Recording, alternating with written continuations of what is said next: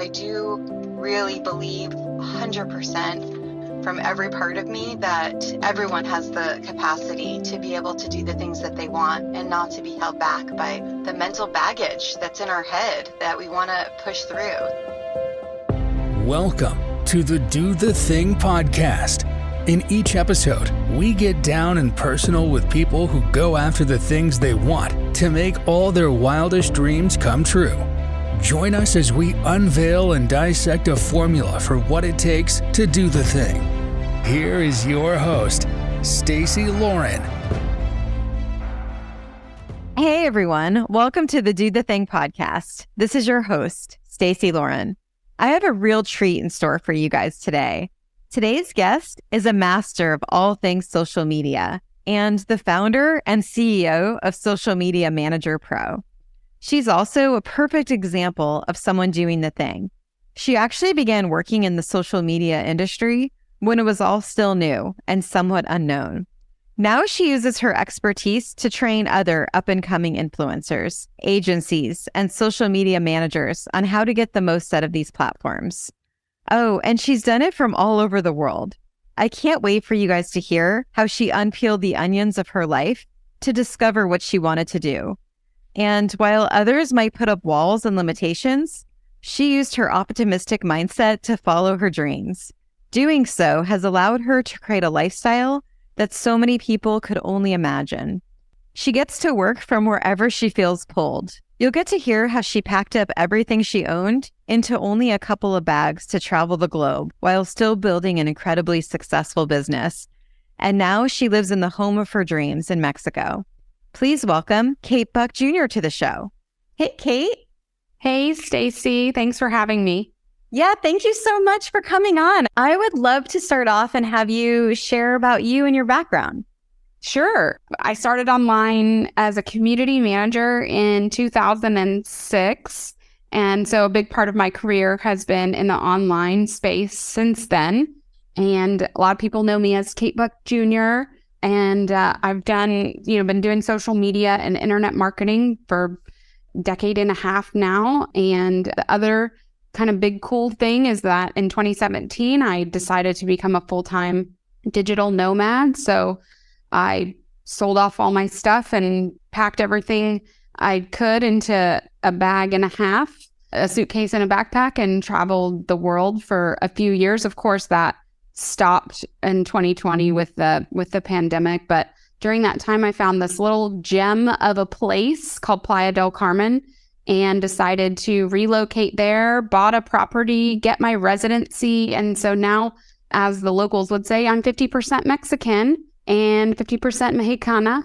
And I live there now and work on my digital marketing agency and live near the beach and do my Dr. Joe Dispenza meditations. That's another one of my cool things that I'm really into. So that's a little bit about me and my story. I think I hit the highlights. I love so much about this, but I wanted to start off because I don't actually even know what an online community manager is. Do you mind kind of going through that a little bit? Yeah, sure. I didn't know what one was either, Stacy, when I got started. I got hired to do this job that was helping people with their passwords and managing kind of like customer support. But the other part of the job was, it was for a personal development company. And I don't know if you mind, but I don't mind saying the names of things, was Landmark Education. I'm very involved in personal development and have been almost my whole life. And so I got a job. It was also starting discussions, having conversations with people and starting conversations, really, and managing the forums, responding to people, moderating the comments, what's approved, what's not approved, and just in general, trying to help keep conversation going and dialogue going. And so I did that for 2.5 years. And then that project stopped because there was this site, I don't know if you've heard of it, it's called Facebook. And it came out and people could connect and the community could connect and have conversations with each other there. And when that happened, I pivoted as well and kind of went out on my own. And so there's kind of two roles. There's the social media manager, but then there's a community manager. And so the community manager inside of, right now it's Discord, or there's Facebook groups, or anywhere where there's a community of people that want to have a conversation around a specific or topic or many specific topics, whatever, is there's generally a community manager who helps welcome people, who helps indoctrinate people into the culture of the group, that helps guide the conversation of the group, and in general is there to support the members to get the outcome of what they came to the group for. It's basically you're creating that safe space for people to be a part of a community, but then also feel safe to express how they feel about whatever that thing is they've signed up to do. 100%. Yep. And to help them feel safe. And I've really, when I'm in that community manager role, then my job is to make sure that the members get what the promise of the community, whatever the community is promising, that they get those benefits as part of being a member.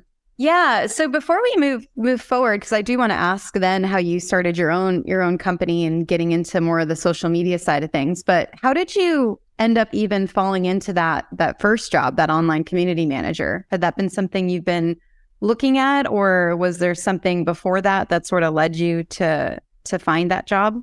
Well, I found that job because I knew a person that worked for the company, and she knew that I was, quote, good with computers. So in 2006, there wasn't a lot of social media, or at least not what we would call it now, happening. As a matter of fact, I didn't even know anything about it. I knew I had like a MySpace profile, and there was like friend feed and a couple other things happening, but I got that role through a friend. Previously, I had been working. It's kind of funny when I think about it. I was working as a personal assistant for some Mary Kay directors.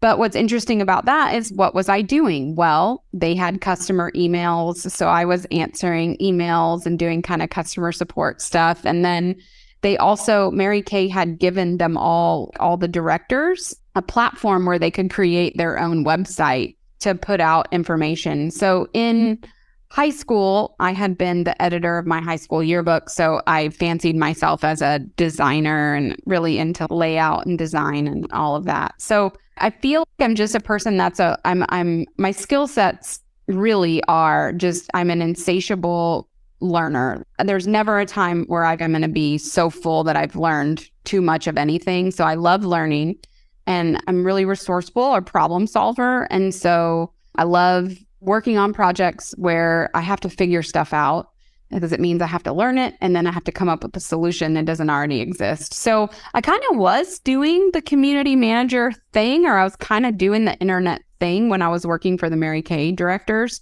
But otherwise, no, it was just somebody who knew me and knew that I was sharp and facile with technology. And so they recommended me for the role. And over the course of those 2.5 years, I dug in. I learned everything I could. And when that role was over, that allowed me to venture out on my own. And since 2009, so this is my 14th year in being a freelancer, being an entrepreneur, being a business owner, whatever word, insert your word here, all on my own, thanks to those skills that got me that job, and just been kind of figuring it out along the way ever since. Kind of just like everybody else. It's all what we've all been doing with the internet, just figuring it out. I hadn't really come up with this idea till recently of just how much the things that we've done in our past can be used for current, even though it's not exactly the same thing. Like, would you have imagined that job you had, or that taking on that editor role in high school for your yearbook would have helped kind of lead you into this other role and be able to be so good at it as you were taking it on? No, I didn't. Even in college, I bounced around because I have so many interests. I wanted to be in journalism. I wanted to be marketing. I wanted to be in business. I was a history major for a while.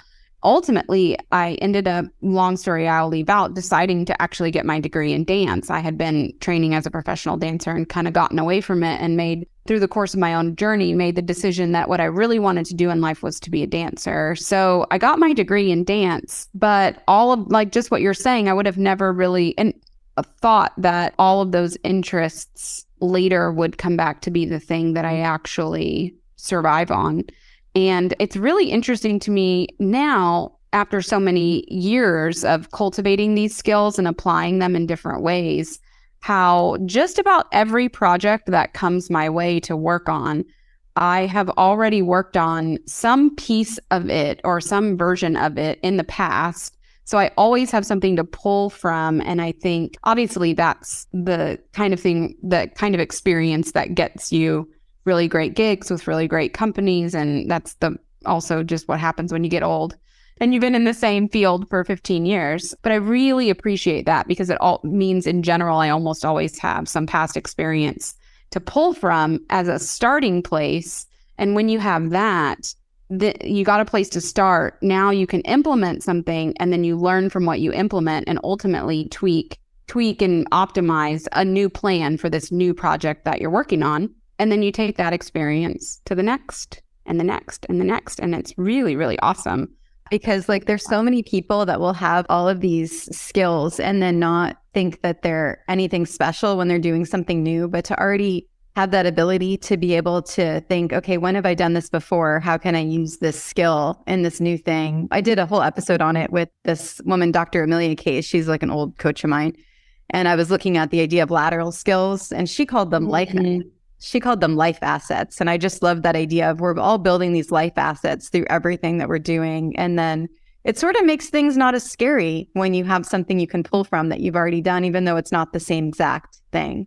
100%. I think we're in an era where skills are really super important. I mean, I guess maybe we've always been there, but being able to sell your skills, sharpening your skills, I've seen that a lot from a lot of really smart people as well. So I'm kind of running with that. Learning a skill and being able to use it is so invaluable. You know, one of the most important of which is how to sell, which is something that people don't really like to do. But no matter what you do in life, whether whether you run a nonprofit organization or you've got your own business or you're just trying to get hired for a job, the skill of selling is, or just even persuading your friends on what restaurant you want to go out to dinner to.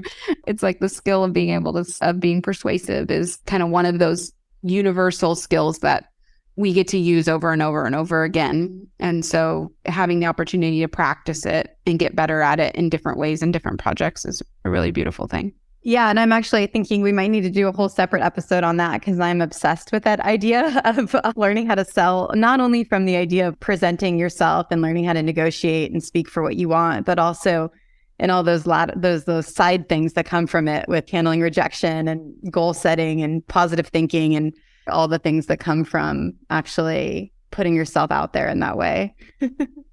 That sounds like a great episode. Yeah, I know. Like we'll have to put a pin in that for sure.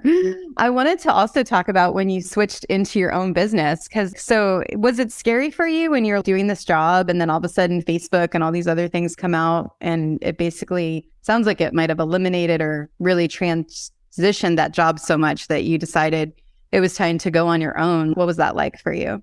Oh yeah, it was really scary. I had just gotten married. I had 2 stepkids. And I was getting laid off from the best job I ever had, where I had no idea if I had no idea this was going to be a whole industry or a whole thing. So I was really, really scared. Speaking from our previous conversation, I convinced the company to give me 3 months severance so that I could use it to transition. Christmas was coming. It was October 1st. When I got laid off, and it was totally the right move for the company. But I asked for 3 months severance so that I could get through Christmas with my new family. And I was the primary breadwinner at the time because my husband was going to culinary school. And so, yeah, I was freaked out, Stacey. But again, I go back to those skills that we mentioned. I knew I was resourceful. So someone gave me a tip to get on Twitter. And so I got on Twitter, I started doing internet research for community manager, community admin, just these words that I had heard thrown around in my previous job. I started connecting with people and networking. I started learning from as many people as I possibly could about Twitter itself and how to use it, how to get better at it, how to grow a following. And I started taking side jobs just to make ends meet while I was hunting for hopefully some other company would hire me to be this community manager. And with just enough hard-headed stubbornness or perseverance, whatever you want to call it, about 9 months into this, I realized that I had enough work that had pretty much replaced my income from my previous job. I mean, not consistently, and it was certainly harder to make sure that I still had it every month, and the platforms were such in flux and the whole thing. So it was a challenging time, but I did about 9 months later make the decision, and of course with my husband, that I would try to do this thing full time. And I've had the privilege of being able to do it full time ever since. Now, I'm not one of those people that has it all dialed in. And so I do experience that feast or famine cycle. And after having done that a few times, I know to just have extreme gratitude when I'm in the feast cycle and to store enough nuts and away for the winter. And when that other cycle comes around, I just again try to keep my nose to the grind, to, be resourceful, to be networking, and just faith that the next big client or the next big project is around the corner. I'm also wondering, how are you able to keep up the confidence that as the famine is happening, that it's going to come through for you? I think a lot of people might think that's the time to give up, or it might just be too hard and want to quit or do something else. How are you able to get through those hard times? I have two answers for that. One is grounded in reality, in like 3D space. I've been through it enough to know that it's winter, spring, summer, fall. It never is winter forever.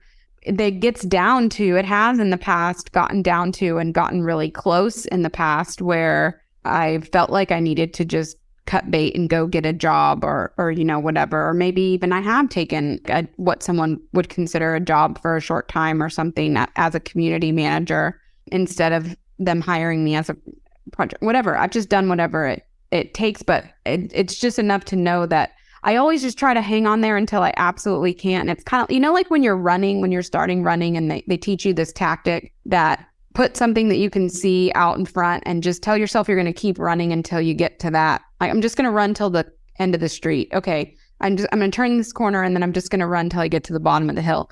E.L. Doctorow has there's a book called Bird by Bird, and there's a quote in there by E.L. Doctorow that says something about, I'm going to totally mess it up, but it says, writing a book is driving at night. You can only see as far in front of you as your headlights, but you do eventually get to the destination.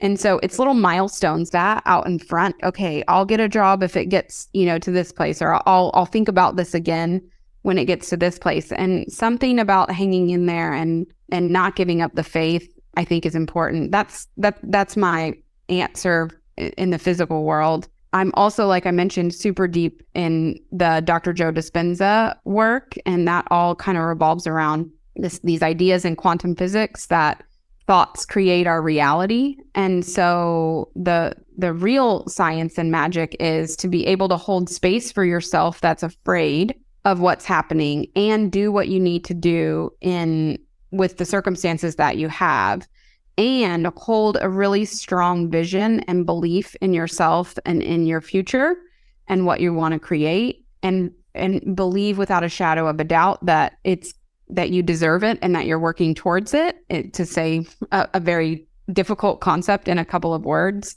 And so I have that practice now, and I've proven it to myself again over and over. I've proven it to myself that it's never winter forever. I've also proven to myself over and over that having that strong vision of something does actually bring it into my world. I never know how long it's going to take to show up, but I do know that they do show up. And so the answer is faith on both accounts. It's just kind of two implementations of what faith looks like. I like so much about this because, like, on one side, you have the serious mindset piece of what you mentioned when you use that parallel to running, right? And like having these certain milestones of how you're going to hang on in certain ways. But then also that idea of it's never winter forever.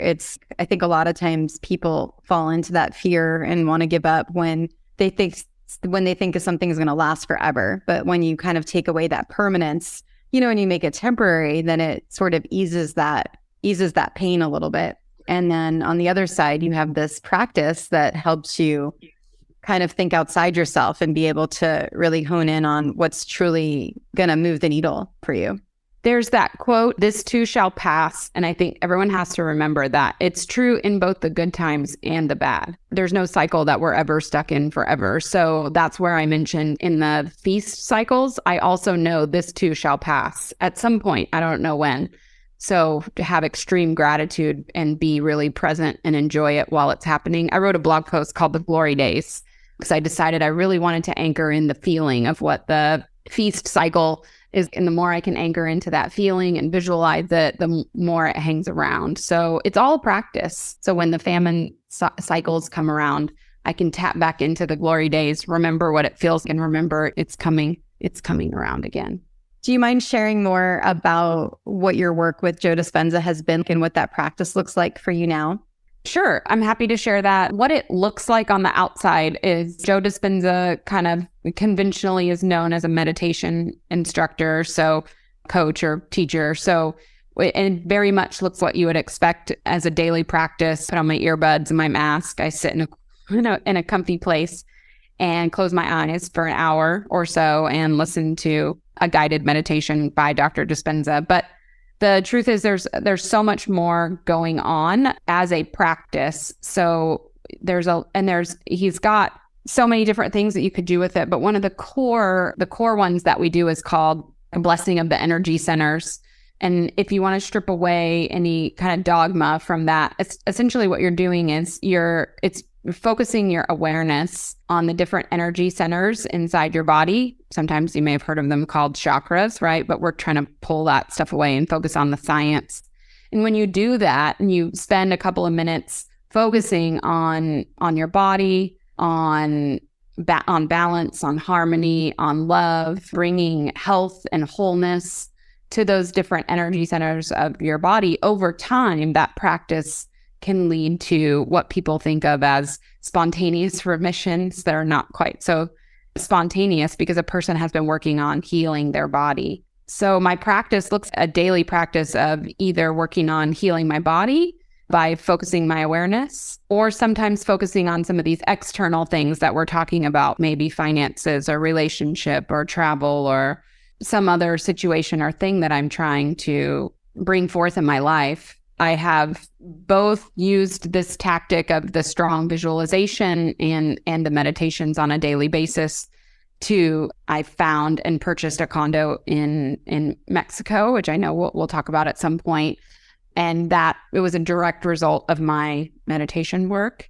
And also it's how my partner and I met through a series of very odd circumstances where both of us had been using this visualization during meditation technique to focus on what we wanted to bring forth in a partner. And unbeknownst to both of us, we're kind of doing it separately and didn't really figure it out until after we met and kind of talking about our daily meditation practice. So that's what my work with Dispenza looks like. And I've been really deep in that. I was introduced to his work a long time ago, and I had a very profound experience, but I wasn't committed to doing the work daily until just exactly 2 years ago.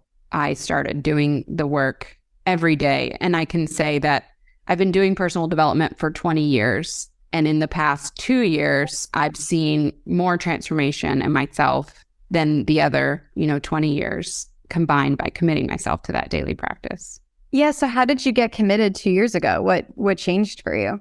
I found a community of people that were doing the work every single day. And thanks to having moved to Mexico as a way to be connected with them, the mornings that you wake up and you don't want to do it, the days you don't feel good, the days you think it's not working, the days you're too busy, you have something else going on. If you have a community of people, there's at least one other person that doesn't feel that way. On some days it's you that doesn't feel that way and you're the encourager for the other person in the community. So that was it. I joined a community of people that were doing the meditations every day. Amazing. Yeah, that's actually part of the Do the Thing formula. It's my people and surrounding yourself with people that are doing the same thing as you, that want the same thing. And that gives you that community and the connectedness to help you kind of get through stuff. I agree strongly with that, Stacey. And I think sometimes in life, we're committed to things that are different at different times. And so I've been really strong in community of internet marketing people. I've been really strong in community of digital nomad people. I've been really strong and in the community of meditation people. And so joining a community at the time when you're super focused on something, I think has been really key for me. Oh, good. Change. I would love to hear about the digital nomad, because that's been something also that a lot of people when I ask the question, what are you yearning for? I'm expecting them to say, open a business or meet the love of my life or any of these 100 things that they could say. But the thing that's been most common for people has been travel. And that's been kind of surprising because I know travel is important, but I think it is that thing that a lot of people just really want to do, but it's hard to do. So I'm just really curious how that ended up coming to be for you to be able to, like you said, like leave with your, what you said, like a suitcase and a backpack and you sold everything else. Yeah. Well, much like everybody, I had the dream as well. I thankfully had the job that I could do it. And so I traveled for, I was, like I mentioned earlier, I was married. And so I traveled to speak and go to conferences and inside of my career stuff for, I don't know, a good decade before I realized that I actually had the opportunity to take my laptop and go wherever I wanted. My home base was Austin, Texas. And so I really loved it there. But I got this itch to go travel and I realized I could do it. Actually, I was following, I'll give her a shout out, a friend of mine, Sheila Brown, and I think she goes by Sheila K now. I was following my friend Sheila K and she moved to the Dominican Republic. And I thought, oh my God, if she can do it, I can do it too. So I just made it a goal. And back to community, I found a community of people that were doing remote working and traveling together.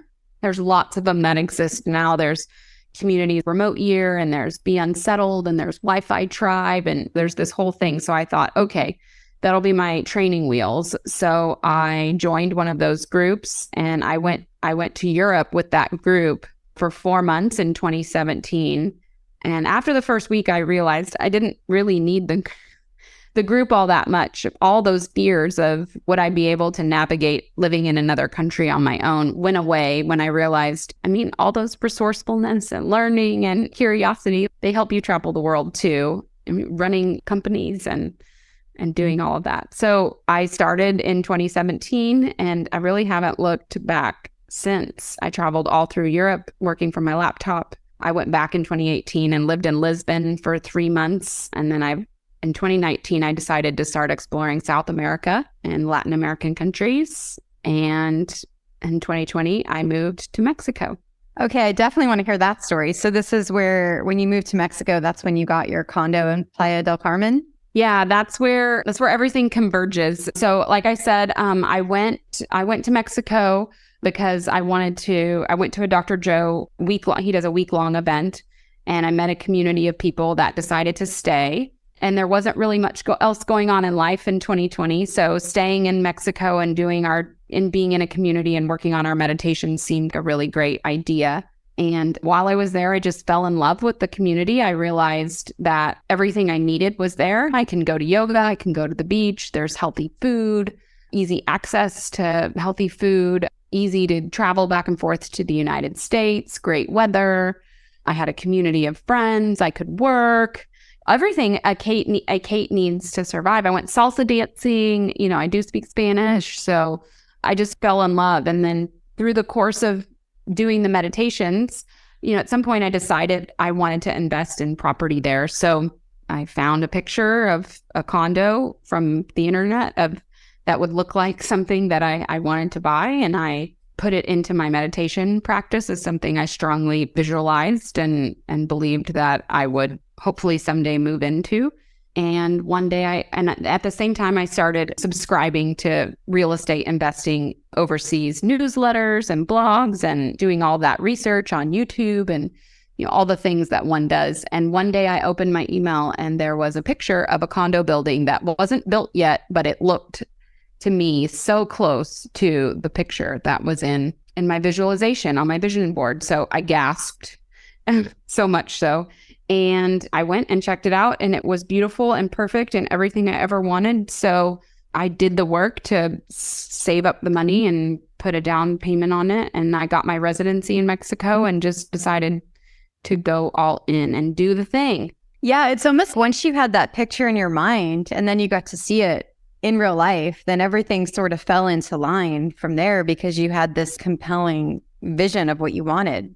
It's really true. I read this book the other day on my plane here to Costa Rica. I read it through twice because it was a short book called The Vivid Vision by Cameron Herold. And I had never read it before, but it was about creating a 3-year vivid vision, either for yourself or your business, and how to write it. And it was such a great augment to the work already that I've been doing. But you're right. It's when there's fear and uncertainty on making a big decision that we all kind of go to our friends and family or trusted advisors for advice. And that's good. It's good to get other perspectives and other people's advice. But we have to remember that, I think we have to remember anyway, that ultimately we're the only ones that can make these kinds of decisions for ourselves. So if we're still trying to make a challenging decision, the question becomes, well, how do you really know when something's right for you? And it's just been my experience that when we know, there's some internal knowing that this is what I'm supposed to do. And if we're unsure or we're fearful, then maybe we're not ready yet. But if you kind of have to distinguish between just uncertainty, fear from uncertainty, or hesitation because it's really not a good move. But if you can decide logically that there's something that you really want to do, but you're just afraid, then you're really you kind of look around for a sign. We all kind of do that. You hear it all the time, like, if you're looking for a sign, this is it. We're always looking for that confirmation. And so I feel for me, having created that vision board of what I wanted was a tool that gave me the confirmation that I needed from myself. Do you know what I mean? I didn't have to call you, Stacy, and ask you, should I buy this condo? I did show it to a few people saying, what do you think? Is it the same photo? But that was just their feedback. As soon as I saw the photo, I knew that it was the one from my vision board. And that meant they're really, if everything lined up, right? If the money was right and the deal was right, and all those other factors were right, then there really wasn't. I had looked at other buildings. There was nothing else I liked better. It made the decision very easy. So I do think when you have that kind of vivid vision for yourself of what you want and you're working towards it, then when you get it, when it comes to you, it makes that decision so much easier. By the same token, I think I've had times where it has come to me and I'm still questioning it. And my friends always go, aren't you the one saying, if you're looking for a sign, this is it? I think that's a pretty clear sign, and that confirms what you already wanted to do. So we all do it. It's just human to be cautious. And yeah, I think you've been using the word of it being like the convergence of all these things coming into line, because you almost had to have gone through the stuff that you'd gone through and then getting into the Joe Dispenza work and being able to clear your mind and get to this point of being able to envision the things that you want. And by the time you then saw that picture and then you see it in real life, it's almost you kind of went through this dance with yourself to get to that point where your mind was settled enough that it was kind of almost the easiest decision you had to make because it just felt right.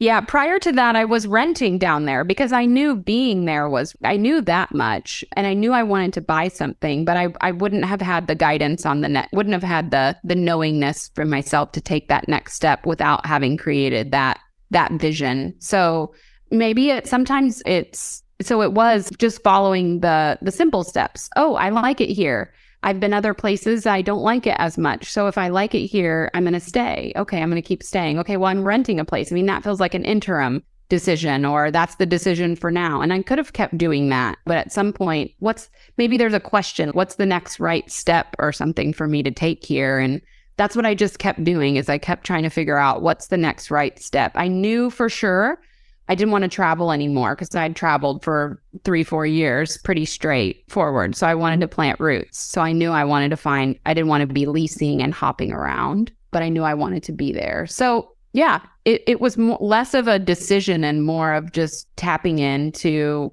and you have to get out of your head to know that. Get out of my head and what feels right. Does it feel right to be here? Yes. Does it feel right to keep renting and hopping around? No. And so great. If I'm going to buy, what do I want? I don't know. Let's figure that out. Instead of waiting, just sitting back and waiting to see what the universe throws at you. That doesn't feel fun. I wanted to ask you also, you mentioned being an insatiable learner and then kind of just knowing how to figure things out a few times. And I was just wondering if you know where that came from. How did you kind of build that skill up? I don't know. I think I feel blessed. I don't know. Maybe it's from my dance training when I was younger. I don't know the answer to that. Maybe it was just born with the desire to learn. Yeah, can we play with that dance training for a minute? Because I like with all the time that you spent doing that, there could be something there. Was there times that you had to do that with that, where you're just having to figure out what to do, and it maybe built up that muscle for you to flex to kind of get into that habit? Yeah, I mean, for sure. That's the whole thing about training in any sport, or I guess even an instrument or singing, I guess, or whatever, is you demonstrate the skill and then you get feedback from your coach, and then you have to figure out how to make those adjustments. And then you always end up being in some testing or live production environment where those skills get put to the test. I did write another blog post called Lessons Learned in Live Production, and it was all about what I learned through being on stage and being a performer for so long. Is, I mean, the lights are on, the curtains open, the audience is there, the music is playing.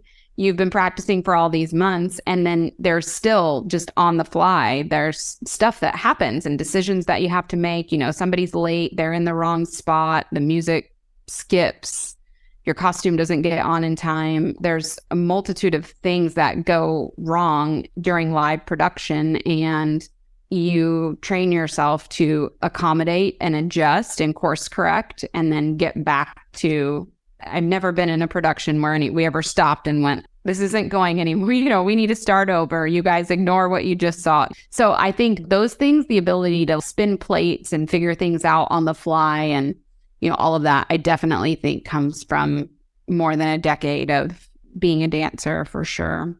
Yeah, I think that's so cool. It kind of leads back to that life assets thing I was talking about earlier, because like you just don't know by you doing certain things that you're doing now, what that's going to lead in your future and how that's going to help you with different things. So I just find that so fascinating. I mean, for sure, dance teaches discipline. There's just such a regimen to it. I mean, again, anybody that trains in anything, there's discipline is important. You know, creativity. We spend a lot of time in choreography classes trying to come up with new and interesting patterns and pattern recognition, and even so much as like weight sharing in our modern class about doing lifts, you know, that you have to weight share. It's like it teaches you so much about how to compromise with another person, or there's probably tons of things that I learned from that. But I don't know where the like insatiable learner thing came from.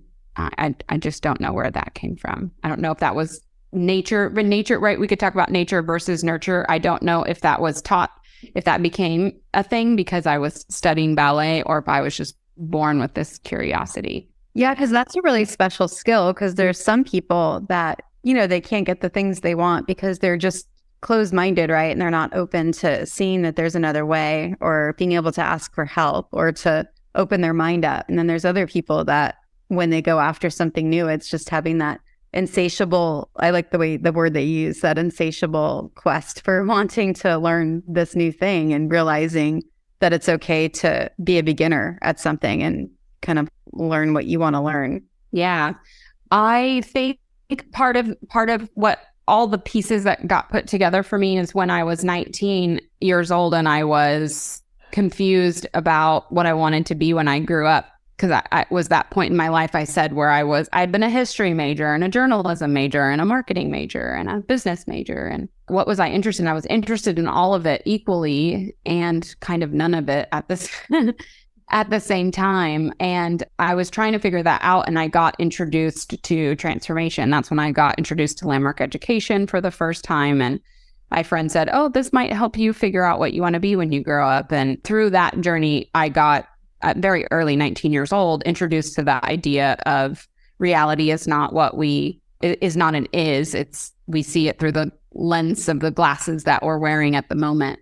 And so again, feel very lucky that I stumbled upon that and at such an early age, because I do think that ended up shaping a lot of that curiosity, because, you know, the key takeaway there is that it begs the question, if this is not how it is, then how is it? If this doesn't work the way that it works, how does it work? And so I think that really also kind of kicked off me having more questions than answers, and just kind of really wanting to learn as much as I could, because that onion, and you still, 20 something years later, I'm still peeling back the layers of that onion. And it's the most fulfilling part of life, I think, for me anyway.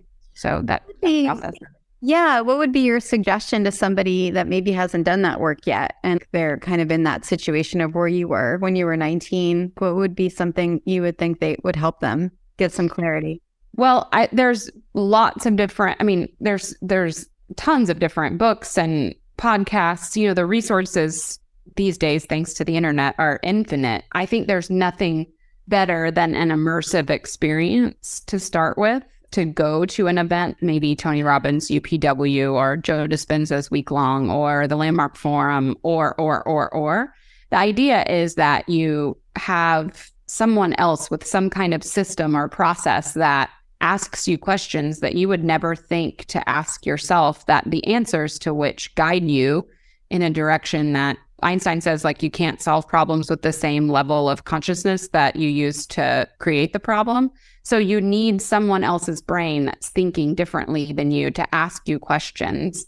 And there's something about being at an event with the cumulative energy in the room of all the people that leads to these really peak transformational experiences where people have really profound insights. From there, it becomes having a coach or a community, you said, so that you master the discipline of actually implementing the takeaways of whatever you learned in that event. But that, for me, is what I would recommend to people. And I know that's not the path for everybody. Lots of people have really profound insights from books that they read or podcasts they listen to, and they don't feel they need that peak event experience. But for me, I felt I did. What would be like a couple questions you would encourage someone to ask themselves to kind of get into their own kind of truth? What would be something that you think would be helpful if they're not able to go to that immersive experience? I forget whose question it is. I try to give credit every time I can, but I think I forget who gave me the question. There's a book about it, but it's the question is, if I wasn't doing things, if I wasn't doing it this way, how would I do it? Is the first question. If I wasn't doing life this way, how would I do it? Or if I wasn't doing, if this area, if I wasn't doing it the way I'm doing it, how would I be doing it? And that gives you the freedom to kind of create from scratch. Okay, well, I don't know if there's no limits and I can do anything I want in this area, what would I do? How would I do it? And then from there, because I think what happens is, so like even when I'm doing strategies for people, like in their businesses or whatever, this is the approach that I take, because I think what happens is people start by thinking first about the limitations of why they can't do things. Okay, well, I really want to travel. Okay, well, I can't travel because I have kids, or my job is this, or I don't have enough money, or I wouldn't know where to go, or I can't speak the language, or right? Instead of first create the vision from scratch. If I could do anything I wanted, what would I do? If I wasn't living life the way I'm living it, how would I live it? And write out that vision. And then from there, take that vision just like a business would, right? And say, okay, well, in order to fulfill this vision, what resources do I need? What resources do I have now? What things do I need to change? What things should I keep? It's all about then putting the pieces of the puzzle together. Oh, okay, well, I don't have a job that allows me to travel right now, so I need to figure out the income piece. Okay, great.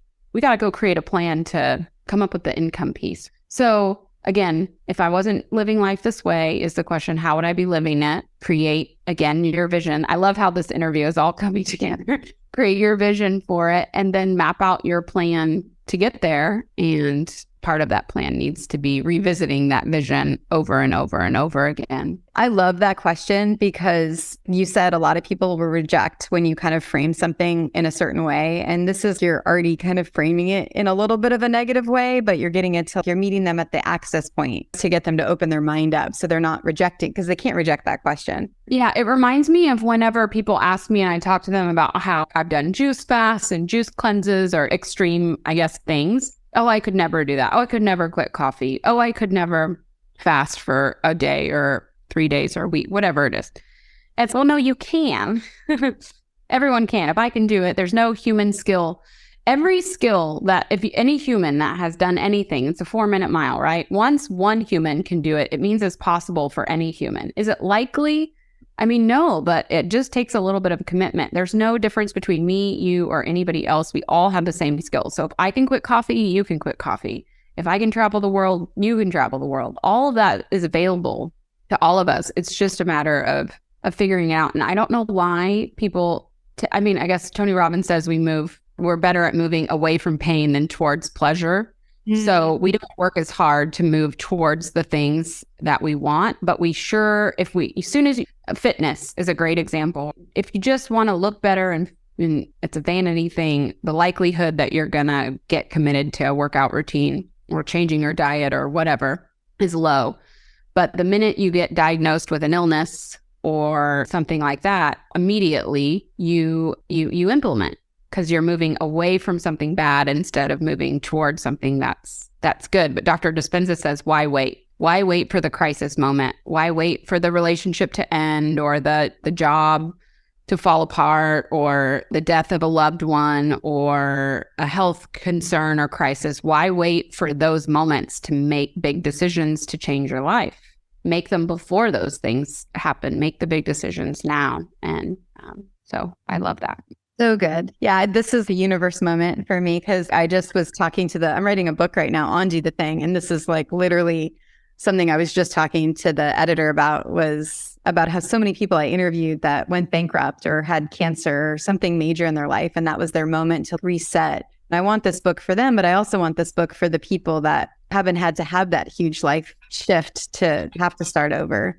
Yeah, I've been talking about it recently. It's a great time of year when we're recording this in January, but I wrote a blog post earlier this year about my 10 steps to starting over in life and business, because I realized I have started over so many times. And I do have put all these, after all this personal development work and how much I love systems and processes, Stacey, you can imagine I put together a little system as well. And it just amazes me how many people comment and say that they want to reset or they want to reboot, but when you give them the steps, they don't take them on. And so I just hope that your book and this podcast and in general, your podcast, the whole thing inspires people to actually just take the smallest action towards something, because I think those micro commitments and the positive feedback that you get from taking a micro step and getting the outcome that you wanted, it starts to snowball. So then you start being confident to take bigger steps and bigger risks over time. There's really nothing to be afraid of. There's no real death on the other side of a decision. So good. It's imaginary death, right? You've already shared so many things, but I'm curious, do you have one piece of advice that you could share for the listeners on doing the thing? Like, what would be your biggest piece of advice for people on doing the thing? So there's a lot of things that I could say, but I do think that the first step is actually I'm going to lean on my blog post. I think the first step and the most important step is that people have to make a decision, and you have to make a decision with such firm intention. It's what we were just talking about not waiting until the tragic thing happens. You have to make a decision in this moment that it's almost as if that thing had happened. You have to be sick and tired enough of being sick and tired that you just decide that you're going to do the thing. And sometimes we have to, or most often, if we want to not wait for the tragedy to happen, I waited for my relationship to end. I waited for my marriage to end. I waited for my business to fail, my first business to fail, et cetera, to make those decisions. But if you just make the decision that you're at least done with living life in this area in the way in which you have lived it in the past, and that you really are ready for the change with a firm amount of energy and commitment to the future, it starts to already break you away from that. Neurologically speaking, that decision starts to override past decisions. And I think people I'd like to be thinner, I'd like to travel, these are things I'd like to do. And you kind of have to get to a place where you're a little frustrated, maybe a little angry, gotta get a little energy into it. This is never going to be this way ever again. Whatever it is, whatever that sounds for you, I don't need to be putting my language on it. But it's that decision. TR, once again, he says, people ask, you change your life, it took 10 years or something. No, it happened in a moment. It happened in a moment that you made a decision, and I've experienced that for myself. It's the moment that you make the decision that never again are you going to put up with being lazy or not doing my meditation every day or whatever it is, being broke anymore, or not going to that place or whatever it is, or unhappy marriage, whatever it is, the moment you make the decision is the moment you start to move in that direction. So it's kind of like when my friends come to me for advice, sometimes I'm, oh, no, you're not there yet. I can tell. You're not tired of the situation enough to actually do anything about it yet. Yeah, so good. I love that. I'm so glad that I still asked that question because you had given such good advice before. So I was wondering if I should still ask that. I'm glad I did. That's so good. Do you mind sharing for everyone, or why don't you share where everyone can learn more about you and find the blog posts that you've been mentioning? And then also if a company or whoever you serve is interested in working with you, I'd love to have you share that as well. Sure. Thanks for asking. I really appreciate that. Well, you can find me, Kate Buck Jr., on any of the socials and all of them, and I'm the only one. So that's the best place if you want to connect with me.